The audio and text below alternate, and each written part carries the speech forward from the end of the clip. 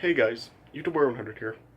Alright, now here I am to continue with my reviews for Planet of the Apes movies.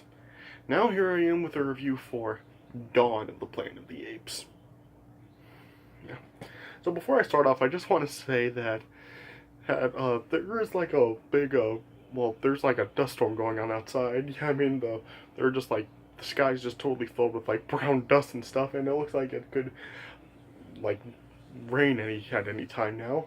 And so yeah, I'm not sure if you guys can like hear all the wind that's going on outside, but it's like pretty windy out there. So yeah, I apologize if I'm recording this, the power will end up going out and it'll look dark. But yeah, hopefully that will not happen and stuff. So yeah, but yeah, if it does, I will continue to make this video. But yeah, it might like get dark while I'm doing this. I really don't know.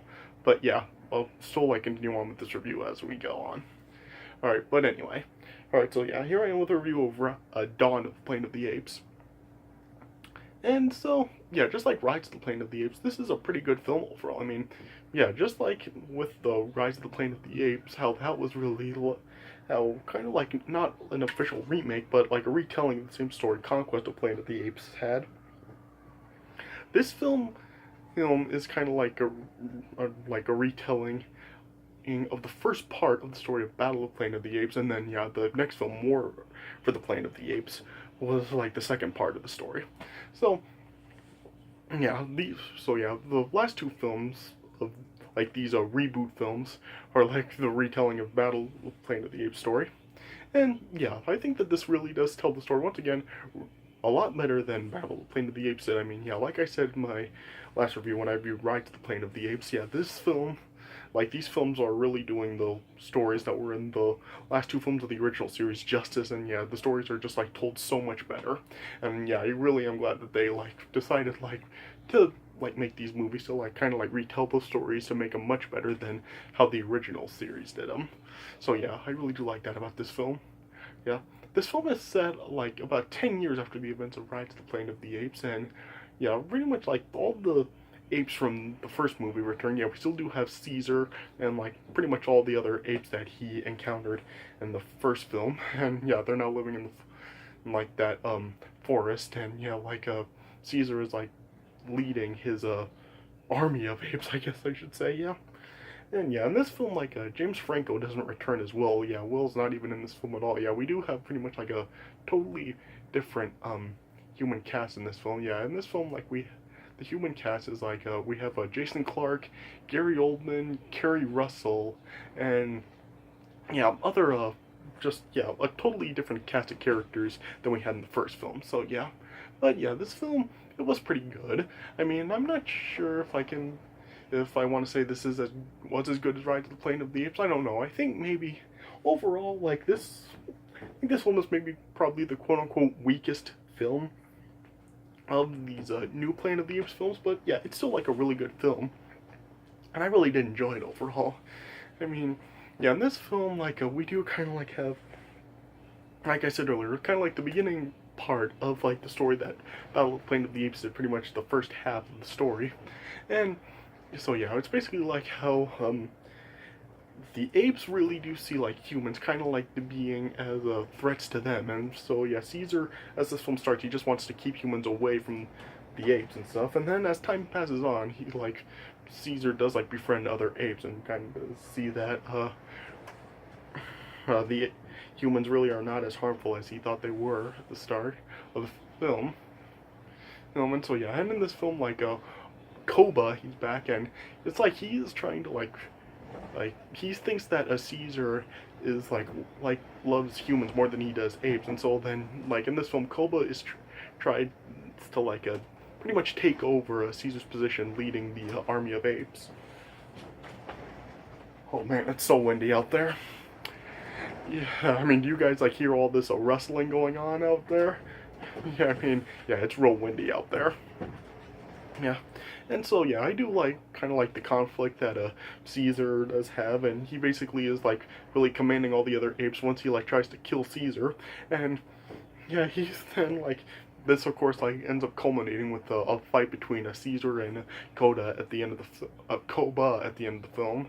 So yeah, I really do like kind of like that conflict between Koba and Caesar in this film, and so yeah, this film like does tell this part of the story like really really well, like I said earlier. So yeah, I do like the film overall. It is definitely like really really good, just like the first film. So I would give this one probably 3.5 stars out of 4. Once again, I mean, yeah, I don't know if it is probably the weakest one of these three new films, at least for me. But yeah, I still really do like this film a lot. So yeah, it's really good. Alright, so yeah, let me just get started because, yeah, in case, like, with this storm going on outside, I would like to try to get through this film, just in case the power does go out. So yeah, let me just, like, get right into talking about the film. So yeah, like I said, this film is set about, like, 10 years after Rise of the Planet of the Apes.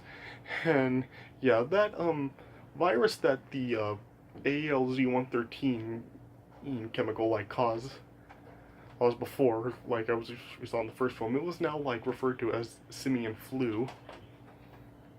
When the human population was like really reduced worldwide due to that disease, and there's only about like 1 in 500 people genetically immune to the virus. Yeah, and so yeah, now the apes are now like, of course, now bestowed with the enhanced intelligence that they received in the previous film, due to the virus. And now they have like a colony in the Muir Woods that's like just like right outside of San Francisco or something. And as a group of humans led by a guy named Malcolm, they're like starting to enter the apes' territory for like they're trying to search for a hydroelectric dam to restore power to their city. And he like Caesar's son of Blue Eyes, along with his friend Ash, like after like they encountered the humans, like Ash like ended up suffering an injury by another man in the group, Carver. And so then yeah, Malcolm like was able to stop any this confrontation to escalate any further. And then yeah, Caesar then encountered the humans and basically just forced them out and ordered them to leave. And yeah, I should also say, like, in this film, like, once again, we don't really get, like, a whole lot of dialogue from the apes. Like, Caesar does speak occasionally, and so does Koba, but, yeah, in this film, like, a lot of the, like, communication from the apes and stuff, their dialogue is really just done through, like, sign language and stuff. Like, the apes really don't talk, like, a whole lot in this film, and it really, the only ones that really do speak are Koba and Caesar. So, yeah, I really do like that they're taking this approach to really, like, have the apes, like, communicate through, sign language rather than actual speaking. So yeah, it's interesting that these films are really doing that. So yeah, that's really interesting to see. Yeah, and then yeah, and then like of course, then after like Caesar was prompted by Koba, then like he then brought the apes to the community that the humans were at. Was like there was like a tower that was being built as a display of strength. Again, yeah, the apes then were just like well, Caesar was telling the humans that they have an intent to fight humans if they're forced to, and yeah, he basically was just like demanding that the humans stay in their own territory. And then yeah, Malcolm then was just like telling his own leader, Dreyfus, to let him like bring a small team to their forest to just try to reconcile with Caesar and the other apes in order to find the dam. And so then yeah, Malcolm then like went into the forest, and then yeah, he then just spoke with Caesar, and then yeah, Caesar then just allowed Malcolm and his people to work on the generator if that they would surrender their guns. So yeah, that's what they did. And then yeah, Malcolm, his wife and son were then like starting to work on that generator, and over time like they were like bonding with apes. And then like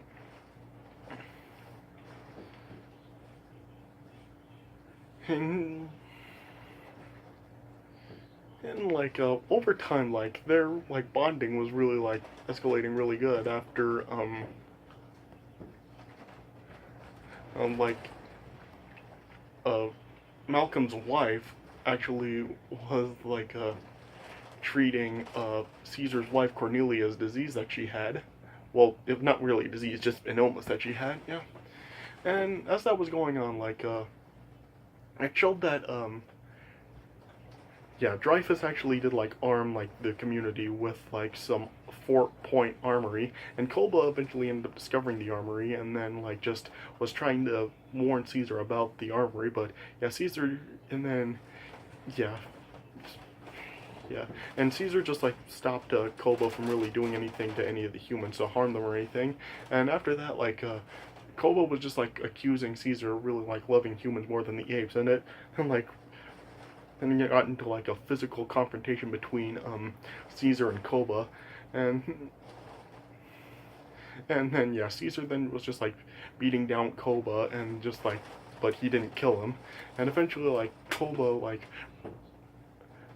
went back to the armory, and then like as he was like approached the two guards, he ended up like snatching an assault rifle and then like shot the two guardsmen, and then yeah, and then he eventually ended up shooting Carver as well, and then yeah, and then eventually like the generator was eventually repaired, and then yeah, power was then restored to the city, and then as the people were celebrating, Cobra then and like during that was going on, like Cobra took advantage and then just like ended up like covertly setting fire to the home of the apes, and then yeah, eventually then he also ended up like shooting Caesar, and he supposedly was killed, and yeah, Caesar then just ended up like falling down into an underbrush, and then yeah, of course, like since nobody actually did see what happened to Caesar, like Kobo was then just like framing humans for what happened to Caesar, and then was just like took control of like leading the apes, and basically was just now waging war. And then yeah, Koba then was just like leading the apes into San Francisco, and then yeah, the armory was plundered, and then yeah, they then ended up like mounting an assault on the tower, and then yeah, the apes eventually like preached in the building, and then they all imprisoned the humans, and but yeah, Dreyfus was able to escape, and he ended up like fleeing underground. And after Ash, who actually was a a son of another one of the chimps, a Rocket, like he was just like, at one point, like Kobo was just like telling Ash to kill a human that was unarmed, and yeah, they just like, yeah, Ash just refused to do that, and he was just like saying that Koba wouldn't allow any unarmed humans to be killed, and yeah, Koba of course like didn't like that, and then he just threw Ash down to his death. And then basically like he just ordered like any ape that would be loyal to Caesar would actually be in prison. And eventually Caesar ended up being found by Malcolm and his family, and Caesar was actually still alive, but barely.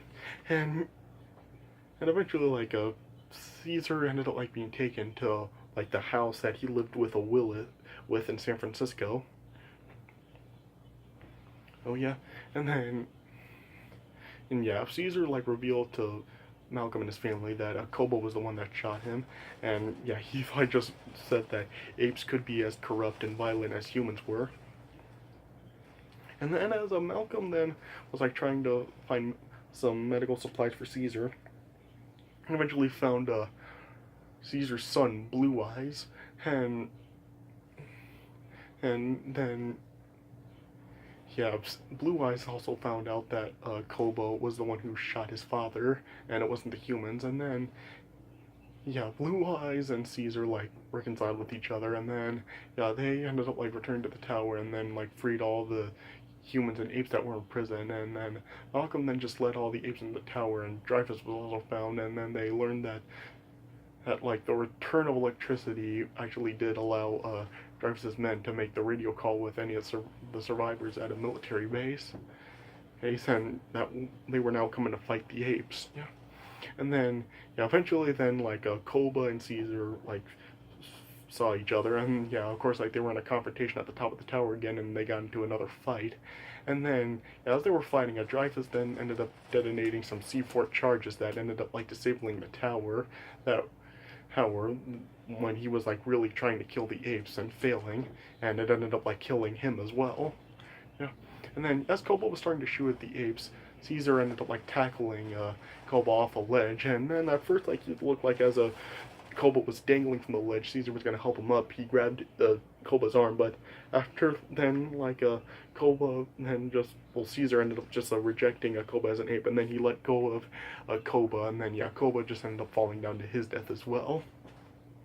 Yeah, and then it just showed then Malcolm and Caesar were like acknowledging that they were friends now, but Malcolm also warned Caesar about the human military approaching, and yeah, Caesar just like responded to Malcolm with like the humans will never forgive apes for their attack, and yeah, he just convinced Malcolm and his family to leave.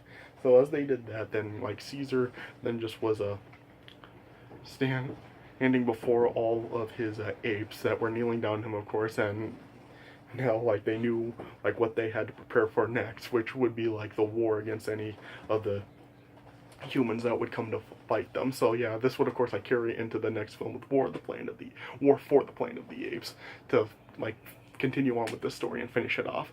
So yeah, I do like that they kind of really did end it on a cliffhanger like that, whereas Rise really didn't like end totally on a cliffhanger, but yeah, it did show like the possibilities for what would come next in this film. So yeah, but this one actually does end on a cliffhanger, this like lead into the next one, so I do like that about it. So yeah, so like I said, 3.5 stars out of 4. I mean, yeah, definitely like a really, really good film overall. Probably the weakest of these 3 new films, as I said, but still a good film nonetheless. So yeah, and like I said, just I really do like how they do kind of like try to retell the story from Battle of the Planet of the Apes, at least the first part of the story, and really do it justice, like I've already said a bunch of times. So yeah, definitely a really good film overall, and definitely recommend it.